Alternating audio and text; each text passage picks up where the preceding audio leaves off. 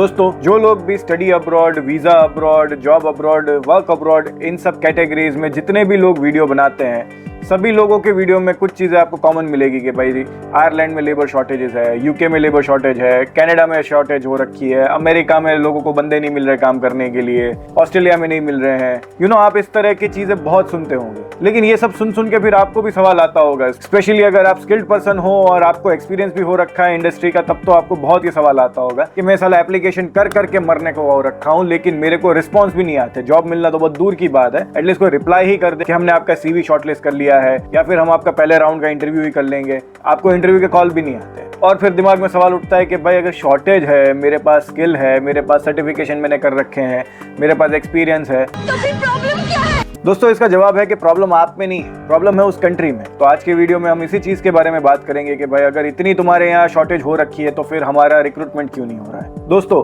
UK में labour की shortage हो रखी है, आयरलैंड में लेबर की शॉर्टेज हो रखी है, ऑस्ट्रेलिया में हो रखी है, कनाडा में हो रखी है, जर्मनी में हो रखी है, फ्रांस में हो रखी है, जहां भी जिस कंट्री में भी आप नाम लो, शॉर्टेज हो रखी है। ये न्यूज़ सच है। लेकिन दोस्तों, ये सब होने के बावजूद भी लोगों को यहाँ पर नौकरियां मिल रही है, ऐसा कुछ नहीं होता। इसके पीछे सबसे बड़ा रीजन है कि भाई कंट्री का वीजा स्ट्रक्चर, या दूसरे वर्ड्स में कहेंगे इमिग्रेशन स्ट्रक्चर। जी हाँ दोस्तों, अगर जैसे मैं सिर्फ यूके की बात करूं तो यूके में आपको अगर जॉब करना है तो आपको किसी A लिस्टर एम्प्लॉयर से आपको वीजा स्पॉन्सरशिप लेनी पड़ती है। सिमिलर सा ही स्ट्रक्चर आयरलैंड में भी है, सिमिलर सा ही स्ट्रक्चर कनाडा में भी है, सिमिलर सा ही दुबई में भी है, सिमिलर सा ही अमेरिका में भी। जिस भी कंट्री में आप नाम लें उसमें यही स्ट्रक्चर है। तो फिर आपके मन में सवाल आता होगा कि हाँ भाई ठीक है ना, यानी इसमें क्या बड़ी बात है, यानी जॉब दे रहा है तो वीजा की जिम्मेदारी तो उसी पे होती है ना। तो दोस्तों, बात ये जितनी बोलने में सुनने में लगती है उतनी ईजी है नहीं। जैसे मैंने बोला अभी कि सिर्फ A लिस्टर एम्प्लॉयर ही जो है वो आपको स्पॉन्सरशिप दे सकता है। तो अब सबसे पहले तो कंपनी को A लिस्टर में घुसना पड़ेगा, उसके लिए उसको 50 रिक्वायरमेंट मीट करनी पड़ती है। अब हर कंट्री के अपने अपने रूल्स एंड रेगुलेशंस होते हैं अगर उस लिस्ट में उसको जाना है तो, जो कि ज्यादातर कंपनियों के लिए वो मीट करना पॉसिबल नहीं होता। एंड इसी वजह से फिर जो है वो कंपनियां रिस्ट्रिक्ट हो जाती है कि भाई हमें हमारे देश में से ही टैलेंट ढूंढना पड़ेगा। तो फिर आपके मन में ये भी सवाल आता होगा कि भाई ठीक है, मैं चला जाता हूँ इधर, इस कंट्री में स्टूडेंट वीजा पे आ जाता हूँ या फिर टूरिस्ट वीजा पे आ जाता हूँ, मैं आ जाता हूँ, मैं देखता हूँ अपने चांसेस, या A लिस्टर कंपनियां हैं वो ढूंढता हूँ, वहां पर इंटरव्यू देता हूँ। तो अगर आप स्टडी के लिए आते हैं तब तो फिर भी आपका बेनिफिट हो जाता है कि भाई ठीक है, आप जिस कंट्री में जॉब को टारगेट करना चाह रहे हैं आपने वहां पर पढ़ाई करी,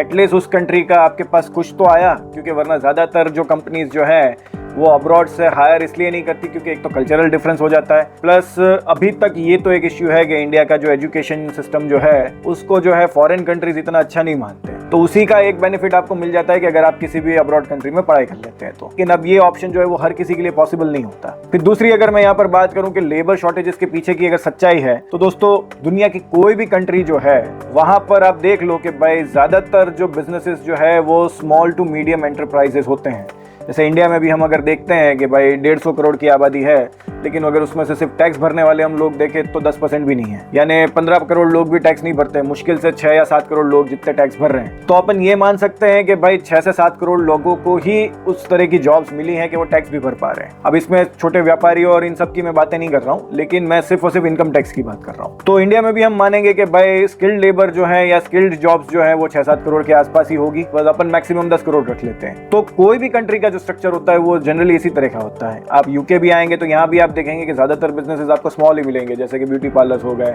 रेस्टोरेंट्स हो गए, बार्बर शॉप्स है, या कोई किराने की दुकान है। इसी तरह के बिजनेसेस सबसे ज्यादा होते हैं, और इन सब जॉब्स को करने के लिए आप में कोई स्किल का होना जरूरी नहीं है। तो जो लेबर शॉर्टेजेस की जो बात करी जाती है ना दोस्तों, वो एक्चुअली यहाँ पर इस कैटेगरी में लेबर शॉर्टेज होते हैं कि भाई मेरा ग्रोसरी स्टोर है, मुझे इसके लिए एक बंदा चाहिए, वो मुझे नहीं मिल रहा है। मैंने मैकडॉनल्ड्स की फ्रेंचाइजी खरीद ली, अब मुझे लोग चाहिए तो मुझे उतने नहीं मिल रहे हैं। सिमिलरली कारपेंटर मुझे चाहिए लेकिन वो मुझे मिल नहीं रहा है। एंड दोस्तों, इन सब जॉब्स के लिए मैं कोई गवर्नमेंट को एप्लीकेशन तो नहीं दूंगा कि भाई मुझे यार यहाँ से बंदे नहीं मिल रहे हैं तो मुझे अब्रॉड से लाना है, ये यहाँ से मिल रहा है तो लेकिन मुझे बहुत महंगा मिल रहा है, क्योंकि वो गवर्नमेंट को एप्लीकेशन देने का, उसके लाइसेंस लेने का, उसको मेंटेन करने का मेरा 10 खर्चे और बढ़ जाते हैं। प्लस उसके बाद भी कोई गारंटी नहीं है कि जो मुझे बंदा मिलेगा वो सही मिलेगा, नहीं मिलेगा, कुछ मुझे पता नहीं है। इसके अलावा भी एक चीज़ और होती है कि भाई जैसे मुझे अगर कोई इलेक्ट्रिशियन हायर करना है इंडिया से, तो यूके के जो लॉज एंड रेगुलेटरीज है वो नया बंदा तो जानता नहीं है, वो इंडिया का बंदा तो जानता नहीं है। हालांकि इस तरह की प्रॉब्लम तो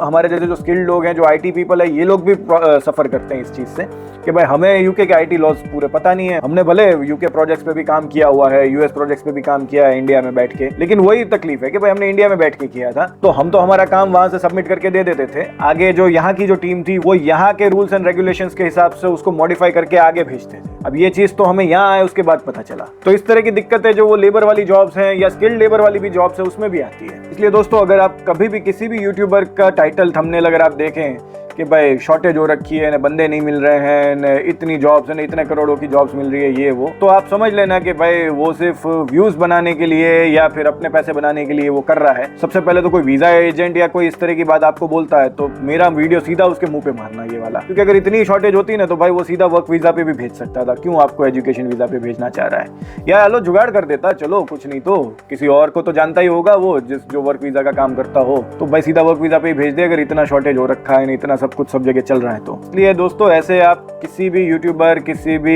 एजेंट या किसी की भी बातों में मत आओ कि हाँ भाई चलो मैं इसने बोला है तो मैं इधर चलता हूँ, यहाँ पर तो जाएंगे तो मुझे जॉब मिल ही जाएगी। डेफिनेटली मैं ये नहीं कहता कि आपको जॉब नहीं मिलेगी, मिलेगी, आगे पीछे जॉब मिल ही जाती है सबको, मैं ये कहीं नहीं कहता कि जॉब नहीं मिलती,